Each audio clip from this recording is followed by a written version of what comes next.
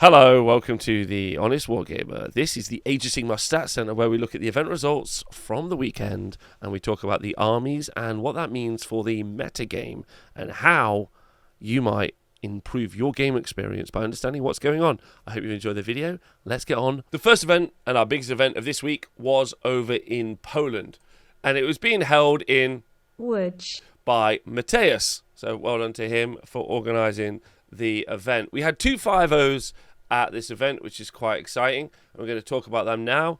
The first one was run by Kuba, and he was running a Lumineth Realm Lord's Geometricalist. Don't forget, you're going to ignore the first Pippa Rend coming out of this. And he was running Teclis, a Cathalar, and then the Light of Altharion. The Light of Altharion. He's a great duelist character, kind of like a Sigvald style character, and ever since Worlds has seen more and more play on the tabletop, thanks to obviously the inspiration of Rune and everyone in the Danish team. Then there are 2 units of 10 Allurian Wardens, it's combat like frontline infantry, 5 Dawn Riders, and then a Spirit of the Mountain, and then the Rune of Petrification and the Umbral Spell Portal. So this is just all about damage and it being very, very difficult to deal with those 3 major threats. Those 3 major threats obviously being Teclis, the Light of Altharion, and the Spirit of the Mountain. So many options. Obviously, Teclis has got access to all of the spell lore, so has got all of the options to do, all of the opportunity to. Sorry, chat. I'm just losing my mind there. All the opportunity to do all of the utility that Teclis can use. And bring all of that to bear, which is pretty impressive. Now, the event was being run on this place is called ChampionshipHub.app, so we haven't seen this before, so not 100% certain how to use the site, so apologies if it's not looking great. And our other 5-0 at this event, and the only one that we're going to cover, was run by Grzybek. Thank you. And he was running Slaves to Darkness Ravagers. He had a Chaos Sorcerer Lord who was obviously the general, and he was using the command trait Idolater. He had Hoarfrost on there as well, which makes a lot of sense in this army, especially when we see what units he got. And then he's also got a Chaos Sorcerer Lord, an Infernal Raptress, and then Be'lakor, and finally a Slave Darkness Demon Prince with a Trophy Rack to make units around him immune to Battle Shot and Conqueror's Crown, so enemy units aren't going to count towards objectives or enemy models, which I think is good. And then you got 9 Unmade, 9 Spire Tyrants, 10 Splinter Fang, 20 Splinter Fang, 20 Splinter Fang, 20 Splinter Fang, making up 60 Splinter Fang in the 20s, and then 2 more 10s of Splinter Fang. Don't forget, this is an army where a unit dies, and then half that unit comes back to life from the Idolater Lord, which is pretty good. And then sticking Hoarfrost on these units is going to be very effective. And they're also crazy cheap. He spent 800 points on Splinter Fang, and I don't think he's losing out there. Then there's 6 Furies, which are great units for going and grabbing objectives, especially because they activate and move away. So they activate in the combat phase, and then they get to make a move and move away to go grab an objective. And then a Cockatrice, because if he can make it so that he isn't taking as much damage in return, then the Cockatrice is going to make it so you only hit on 6s. So you've got a nice selection of like units that are going to be able to like drop the utility of the enemy army and then just pure aggro output, which is great. I hope everyone at the event had a really great time. Because they put soft scores into the pairing system over here, we don't know who went 4-1 and what else happened in the list or on the side. So I'm sorry to the people whose list I won't be reading out. But I hope you all had a wonderful time. And it's nice to see like such huge events happening in Poland and other places around the world. So we had a good time. Our next event is Death and Riches over in Australia. It was happening in Victoria. And it was organised by Nathan. You can see Nathan there. Shout out to Nathan for organising a lovely little event. Another thing to note about this event is that it had this incredible sculpt. Podcast listeners, I'm sorry you can't see it, but what I am describing is an orc shaman who is laser beaming someone with his eyes, and there are even some little booties on the ground where he's laser beamed someone out of existence, which is super sweet. Anyway, and it was held here at the Esplanade Leisure Recreation Centre in Victoria. So this event was run on Stats and Ladders. That's another website where you can go and put your tournaments if you want to try and do that, which is cool. And it's in beta, but it's got a really nice UI, so user interface, which is fun. Okay, so we have 48 players playing this event. We had 2 5-0s, and no real surprise, the 2 names at the top. Both excellent players, Joel Graham and Alexander Cron. Joel has honestly, I think made one of the strongest lists you can run in Age of Sigmar right now at the minute. He's running Seraphon. He's running Fangs of Sotek.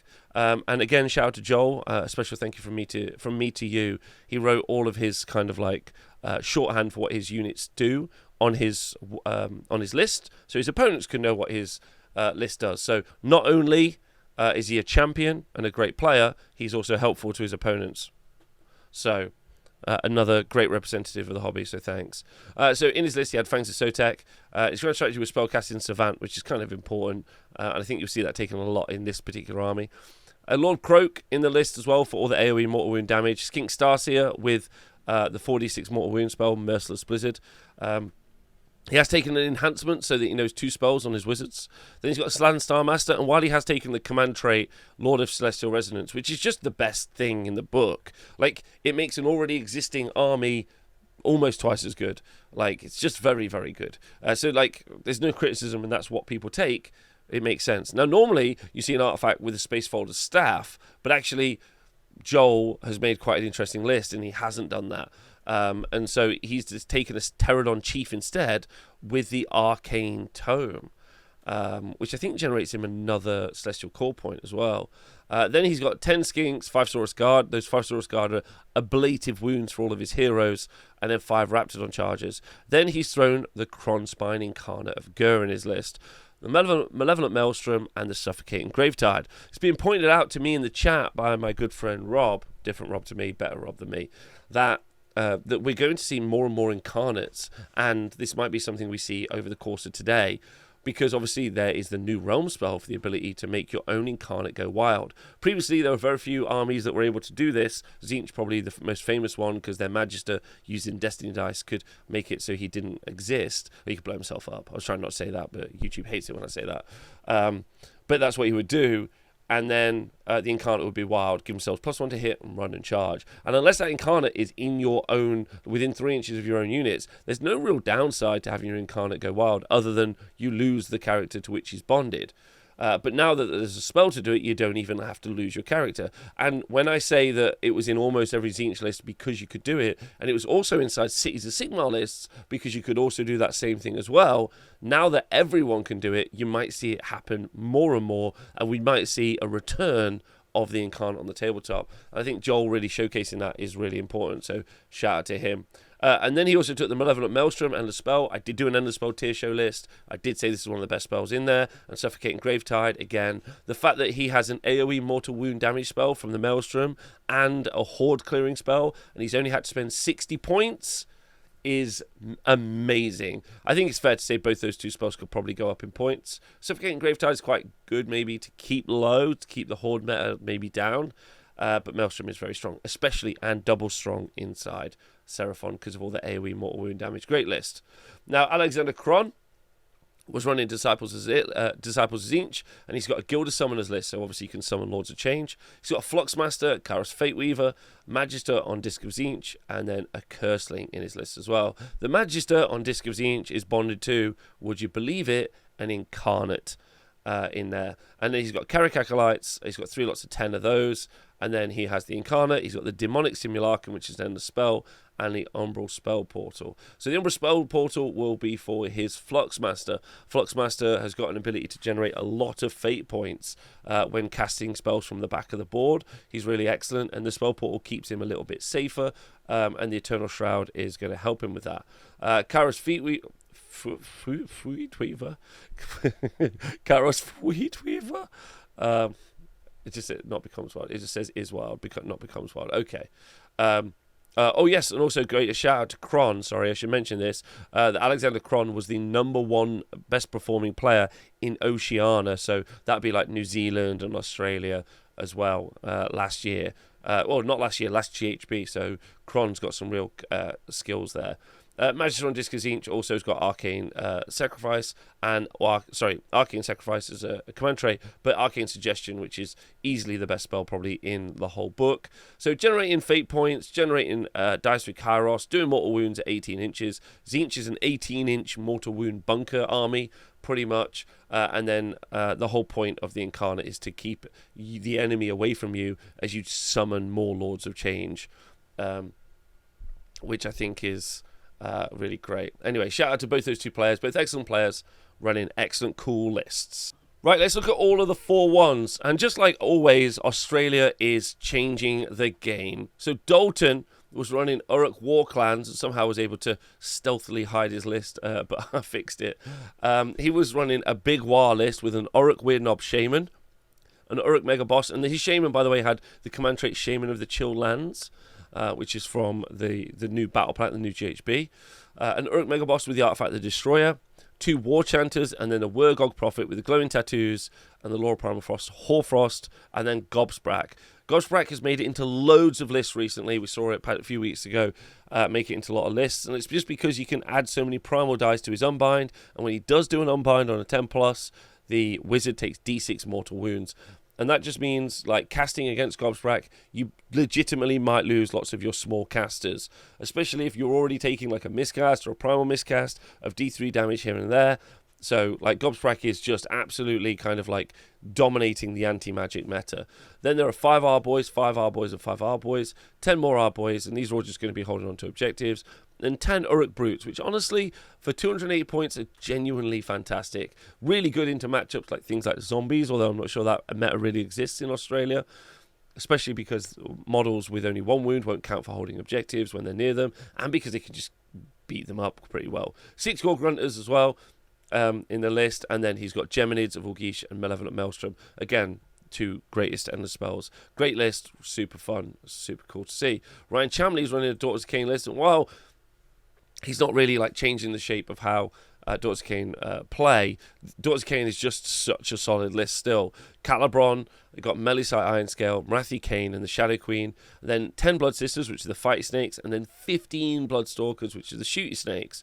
Okay, the Melisite Ironscale, which is in this list as well, has also got the Zealous Orator command trait, which means you've got a 4-up rally on either the Blood Sisters or the Bloodstalkers whenever you decide you want to do a rally, as long as they're in range. And then you've got 9 Shadow Stalkers as a battle line, and then 2 units of Heart Renders. I think it's a fair conversation to say in this GHB that lots of the GHB is about scoring tactics, especially book battle tactics. And because the core battle tactics from the GHB are much tougher, armies which have easier access to battle tactics, like Uruk War Clans have, and also Daughters of Cain have, mean that they're probably in a stronger position to win games. Because while they might not win the board state game, although this Daughters of Cain list definitely will, they definitely can win the battle tactics game, where they'll score 10 points over the course of the game, and that's quite good. And don't forget, in the latest Battle Scroll update, Uruk War Clans basically got 2 free battle tactics, so they just start with 4 points in the pocket, which is good. Michael Clark with Uruk War Clans list, again, kind of showcasing exactly what I was talking about. He's got a Grinning Blades list in Cruel Boys. He's got Gobsprak, a killer boss on Great Gnashtooth, which is pretty amazing. A Merc Knob with Belcher Banner, a Swamp Boss Scumdrek, and then a Swamp Caller Shaman with Potrot, and another Swamp Caller Shaman. Then he's got 20 Gut Rippers, 10 Gut Rippers, and then 2 units of 10 Hobgrot Slitters, and then 2 units of 6 Manscale Bolt Boys, and he's got the Andorian Acolyte, so he can get the extra primal dice, and then a double Battle Reg. Not being able to be seen outside of 12 inches is pretty impressive in the Grinning Blades, which I think is a kind of key way in which this army works. And then being able to countercharge with some massive combat units like the Killer Boss and Great Nash... like Swamp Call, Scumboss... Swamp Boss Scumdrek, sorry, I'll get that right, who's just a great counter-charge piece, as are 20 Gut Rippers. They will do an absolutely insane amount of damage when they get in, which is very good. And then those Bolt Boys will also be doing some pretty significant mortal wound damage in this list as well. Double that up with being able to do things like Merciless Blizzard from the Swamp Caller Shaman, and this army is just going to do a ton of mortal wounds. So shout out to Michael Clark. Shout out Clarky, you superstar, what a cutie. Then you got David Solava running Uruk War Clans, Big War, and he's running again all notes on his list, and he's named his unit. So not only a cool guy, but a good fair sport and a great player, because he's obviously done really well. So anyway, he's got Gobsprak, he's got a Mega Boss and Maw Crusher, 2 War Chanters and a Wargog Prophet with the same loadout that they always have, because they want to do a ton of mortal wounds. And then he's got a Weird Knob Shaman, some Ard Boys and Brutes as battle line, and then a unit of 6 and 3 Gore Grunters. Same thing. you just get loads of free points for playing Uruk Warclans at the minute, and so then all you got to do is try and win the rest of the battle, which is pretty nice. Yeah, and just great, just wonderful. David is. So great. Now listen, Kieran, I never shout Kieran out enough, and I'm going to take the opportunity now to correct my past mistakes. When I'm reading lists from people all around the world, it's hard to always remember the hundreds we have. I think we had something like 3,500 to 5,000 Age of Sigmar players in the stats last season. I can't remember the exact number, but it's something like that. So it's a lot of people to try and remember. But Kieran has done really well in like Oceania last GHB. He continuously plays Skaven, only plays Skaven, refuses to play anything but Skaven, and always posts really great results with Skaven consistently. He's kind of the example of someone who sticks with an army and really understands it down to the very minutiae and is able to work it really well. So shout out to Kieran for doing so well generally with Skaven. And then this is just a great little list. So he's running Skaven. Obviously they don't have sub-factions because their 3rd edition book was a copy and paste of their 2nd edition book. But he does have a Verminlord Warbringer, and the Verminlord Warbringer is pretty interesting because he has the ability to do triple Death Frenzy, which is good. He can do Death Frenzy on 3 different units, which is very good. And he's also very, very fighty. So he's got he's got Flaming Weapon on his War Scroll, well, not his War Scroll, he's chosen it on his list, and he's also taken Levitate. So he's going to do even more damage, and he's going to fly. So that Verminlord Warbringer is going to be able to get into places you weren't really expecting him to get to, and he's going to do a ton of damage. And he's got the Command Trait Devious Adversary and Warpstone Charm, both of which also help him in combat as well. Then he's got Plague Priest, and then he's got 3 Grey Seers. Those Grey Seers are going to be able to add to their casting roll and also help you roll 9-inch charges, which is quite important. We'll talk about in a minute. And then one of the Grey Seers is bonded to the Kronspine Incarnate, which is also in this list. Again, it's back, ladies and gentlemen. We thought the Incarnate was gone, but the Incarnate is back. But unbonding your own Incarnate and sending it forth seems to be a thing. And then we've got this Warp Grinder. Warp Grinder lets you deep strike a unit. He's got 3 units of 20 Clan Rats, but kind of the big bruiser in this list, making up your 3rd threat in the list, is his 15 Plague Sensor Bearers, who will ruin things. Giving them Hoarfrost to like buff up their attack profile makes them even stronger, and their Death Frenzy, so even if you go into them and finally get to kill them, whatever you've gone into them with is going to die as well. So like just a great list, and with 3 major threats in his list here: the Kronspine, the Plague Sensor Bearers, and the Verminlord Warbringer, but also I guess really a 4th threat, which we always have to be conscious of now. There's always some wizard on a board, one of these Grey Seers, that could potentially just do 4d6 mortal wounds and kill a Mega Boss or Maw Crusher. You know, the trading that you'll get from these Merciless Blizzard heroes over the course of the GHB is phenomenal, and they're just going to do loads. Shout out to Kieran. Also shout out to Nathan for running the event. There he is one last time. And shout out to everyone else in Oz. I hope you had a great time. The next event that we are going to look at is the Northern Ireland AOS GT. Again, all the lists can be found on Stats and Ladders, and the event was being held at the Black Box 80 in Belfast. Do a little picture of it here for the YouTube thugs at home and everyone else. Okay, our event was won by Solomon Morrow. Shout out to Solomon. Solomon's a very young player playing over there, but has been training in the salt mines that are the Northern Ireland and Republic of Ireland AOS competitive scenes. Absolutely dominating. King Solomon is what I call him. And he's been in like the national team now for 3 years, maybe 4 years. I think 3 years at least. So excellent work on his part. And he's running Soulblight Gravelords and is our only 5-0 this event. He was running Legion of Night, and he had Manfred von Karstein and a Vampire Lord Zombie Dragon. And then he has a Necromancer, and then 2 lots of 20 Zombies, 2 lots of 10 Direwolves, 20 Graveguard, and then Suffocating Gravetide and Malevolent Maelstrom. That same pick again, as I talked about before. The Endorian Acolytes also seeing a lot of play. So that Battle Regiment plus Andorian Acolytes to generate a lot of Primal dice. Hashtag Primal. And then making sure they're dominating the Primal Magic phase. And then getting off all the spells that they want to get off, which are really beneficial, obviously, to Soulblight Gravelords players, especially things like Spirit Gale, because it just does 2 mortal wounds to everyone on the board, which is just really good. Other than that, you have that same problem. I think I think watching the Soulblight Gravelords list do so well, it's quite clear that it's the recursion that they get from these smaller units are so good. And the Vampire Lord Zombie Dragon and the hunger just means that if you don't kill a unit in a go, which is quite hard to do, then they're just going to keep coming for you, which is very, very tough. Well done to Solomon. Okay, looking at the 4-1s, we've got some great players and we've got some great lists. We've got Emmett McNichol with Skaven, David McCarthy with Disciples Zinch, David Kane with Soulblight Gravelords, Stephen Mitchell with Slaves to Darkness, Christopher Malberg with Soulblight Gravelords, Kenneth Chambers with Blades of Corn, and Richard Flood with Seraphon. Seraphon list being played by Richard Flood is a good old Starborn Dracothian's Tale Croak Bomb spell with a Bastiladon, which is fun. Love seeing those in there as well. And some Hunters of Haunchy, which is a nice little change in there. Which is cool.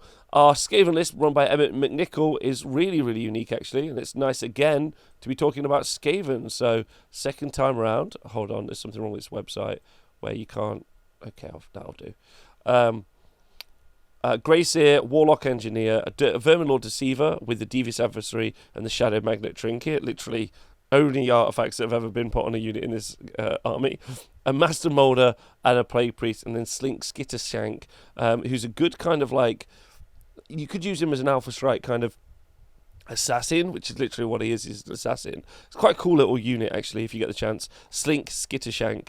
And then Plague Sensor Bearers, but only a smaller unit this time, unit of 5. Some Rat Ogres, which are very, very good, will do a lot of damage.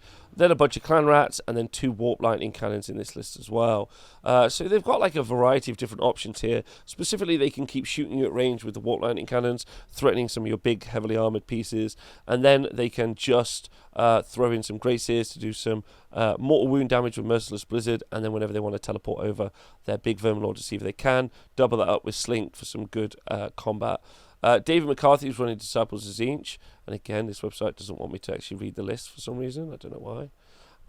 And he's running Gilded Summoners in his list. He's got an Ogrod Thermitage, he's got Kairos, a Fluxmaster, 10 Zangor, 2 units of Karakakalites, and a unit of 6 Zangor Enlightened on disc. So just Zinch. I don't know what to tell you at this point. It's just run some sort of fancy loadout and then just Gilded Summoners your bad boy up. Your battle tactics are so easy. Your grand strategy is incredibly easy as well. Master of Destiny. You effectively put 13 points on the board by just turning up with a Zinch army, which is pretty crazy. Then all you got to do is battle it out for whatever the scenario is trying to let you get. And you're in a really great place. So Zinch, I think, are going to continue to be good. It's got nothing to do with the units being too good. It's got everything to do with the army's way of scoring, specifically battle tactics being too easy. But shout out to David, obviously, for playing it. Lots of people run Zinch and don't go 4-1. So well done to you, you superstar. Dave Kane, superstar, big tall guy, great mustache. Oh, sorry, beard. He's got a nice beard, I think. He's running Legion of Blood, Vampire Lord and Zombie Dragon, White King and Skeletal Steed, Vampire Lord and Necromancer, then 60 Zombies, a bunch of Black Knights, 20 Graveguard. I'm also going to read Christopher Malberg's Soulblight Gravelords list as well, and I think it's fair to say at this point that Soulblight Gravelords are a problem army. And I know Rob in the chat doesn't want me to say it because he loves Soulblight Gravelords, and I respect people, but they are just 4-1. Like every 4-1 category has had like 2 or 3 Soulblight Gravelords for this GHB, including, it's just been loads of Soulblight Gravelords all the time. Anyway, Nephra, a Vampire Lord and Zombie Dragon with Doom Minions and the Cloak of Mist and Shadows, then 20 Deadwalker Zombies, 10 Direwolves, 10 more Direwolves, a Corpse Cart, 20 Graveguards and some Fellbats. It's just a problem army. I don't know what the solution is. I don't think it's putting the points up on these units because they're already pretty expensive. And I think like maybe you could have zombies go up some points or something like that. I don't know what the answer is, to be honest. I feel like it's the healing that's the real problem in this army. It's just a bit too good, but that would require a rules change. Anyway, other armies, we've got Stephen Mitchell running some absolute stonky, massive armies. And also, the book tactics are also really good for Soulblight Gravelords as well. So that's another problem. There's a disparity in the game. The game is not balanced, super fair, never has been balanced. But the imbalance comes in the way that people score. They don't score by playing the game. They score by army selection and battle tactics availability. So it's kind of a supply and demand issue, not necessarily like like an army strength issue. Right, Slaves to Darkness, Knights Empty Throne, being run by Stephen Mitchell, Chaos Sorcerer Lord, and then 2 units of 6 Varangard, some Corvus Cabal, 10 Chaos Knights in the list. So obviously the kind of classic pin with the Chaos Knights, charge in with the Varangard with a Mark of Khorne, do a ton of damage, put Hoarfrost on one of those units of Varangard, feels very good. Maybe even Hoarfrost on the Nurgle Knights, to be honest, which would be pretty good. Give them run 3, they got a lot of attacks, so that'd be really fun as well. And then we've got Blades of Khorne being run by Ken. Shout out to Ken. Running Reapers of Vengeance, Bloodmaster Scar, Bloodwrath, Slaughter Priest, Scarbrand, some Blood Reavers, some Fleshhounds, Claws of Karnak, 2 Skull Cannons, pow, pow, pow, pow, pow, pow, pow, pow, pow, at the back of the board as well. So Khorne just doing what Khorne does, good obviously into a magic meta when they get the opportunity to do so, but it's all about just pivoting the whole army around Scarbrand, going in and absolutely lifting units and using the and then I mean the Bloodthirster and Sense of Rage will also murder some stuff as well, which I think is very, very good. Then you've got I think that's it. Yeah, that's all of our 4-1s, which is good. I think one of the things I should talk about right now is local metas. I think that's a really good conversation to have. I think events are always a really good benchmark of what an army's skill level, but also like power level is like. But different metas have different like people who are really good with certain armies, so that kind of shapes and defines the meta. The availability of armies as well, because as we know, Cities of Sigmar will be coming out, and while we're pretty certain Fusiliers and units like that are going to be very, very effective in that book, Fusiliers and Cavaliers, it'll be a while until we see them hit the tabletops. It might even be up to 6 months. So people are still building and painting armies based on battle tomes that came out at the beginning of the year. So that production meta is also changing, and that only changes in that local environment as well. There aren't many places where 200 zombies fully painted exist, and so that really defines whether or not you're going to play against it or aren't going to play against it.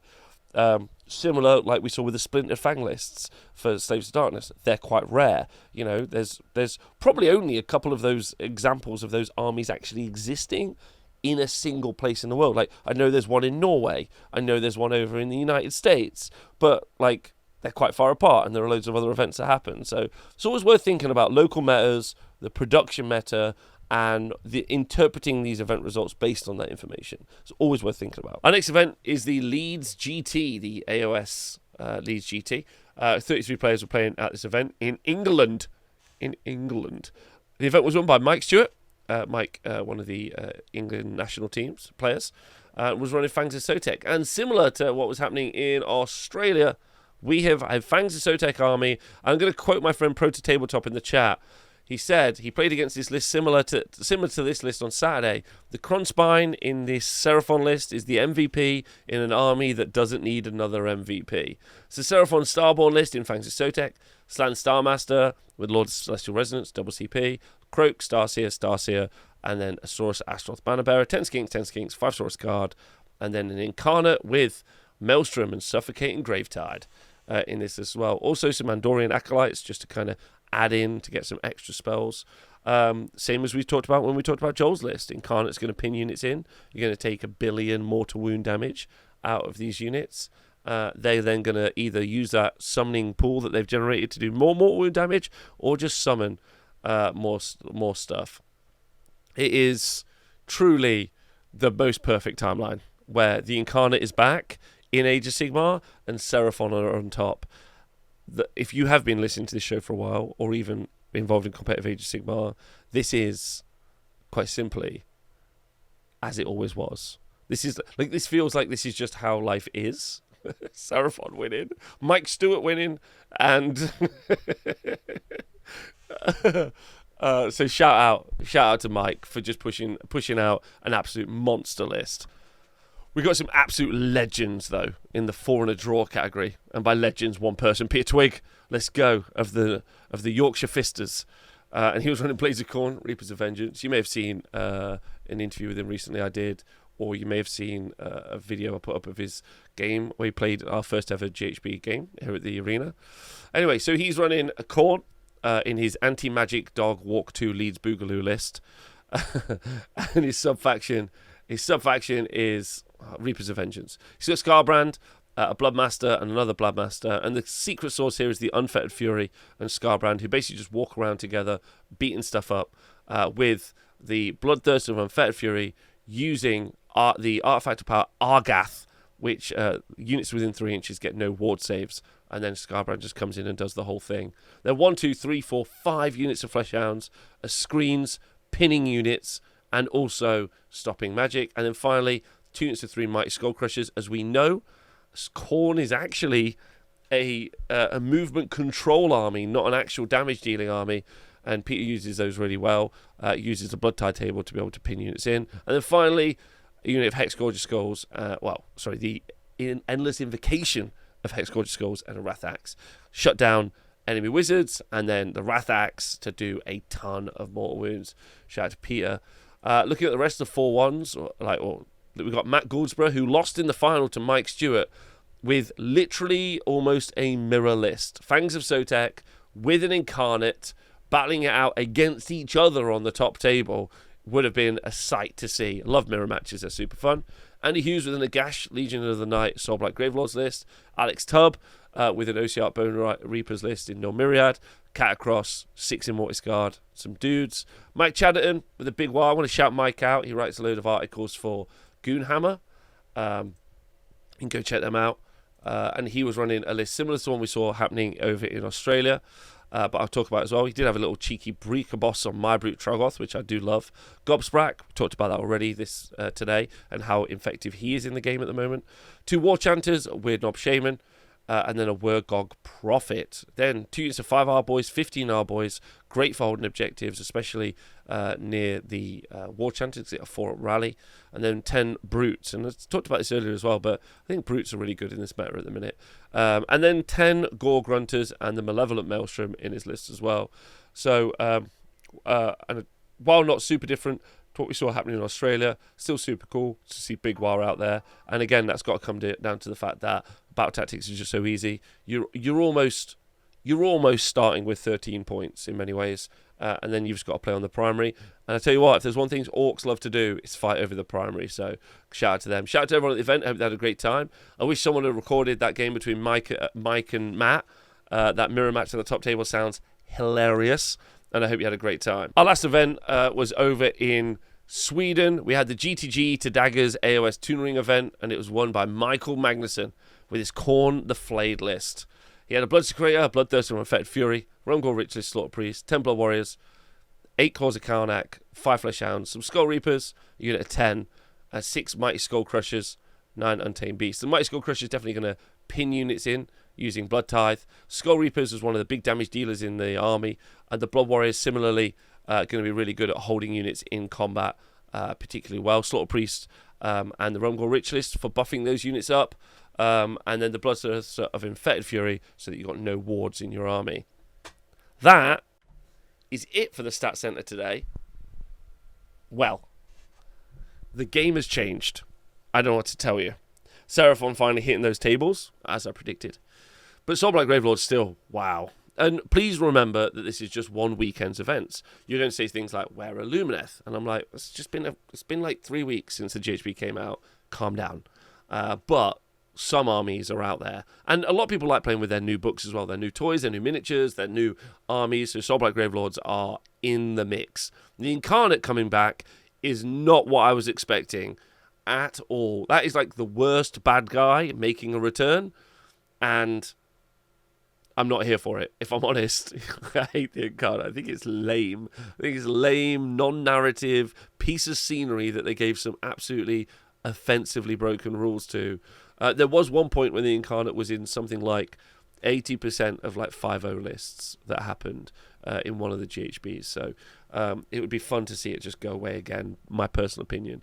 But other than that, you know, Seraphon hitting those tables. We've got Khorne out there all day playing, having a great time. I think Khorne's still so good.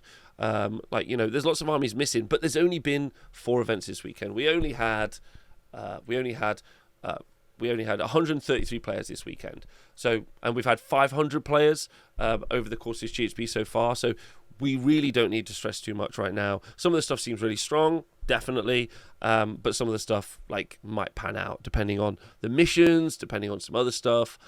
So we'll see how it goes, which is fun. And don't forget, the production meta is also a thing. I hope you enjoyed the video. I love doing these shows every Monday. Do join us every Monday, me in the Twitch chat where we talk about stuff if you want to hang out, which is super fun. And I'm live all week on Twitch if you want to hang out and do that. But the best way to support the show is join us on Patreon, or like and subscribe to this video, leave a comment. That helps us more than you can imagine. Thank you very much for tuning in and saying hi. If you've enjoyed the podcast, please stay hydrated. And if you have enjoyed the video, thank you very much.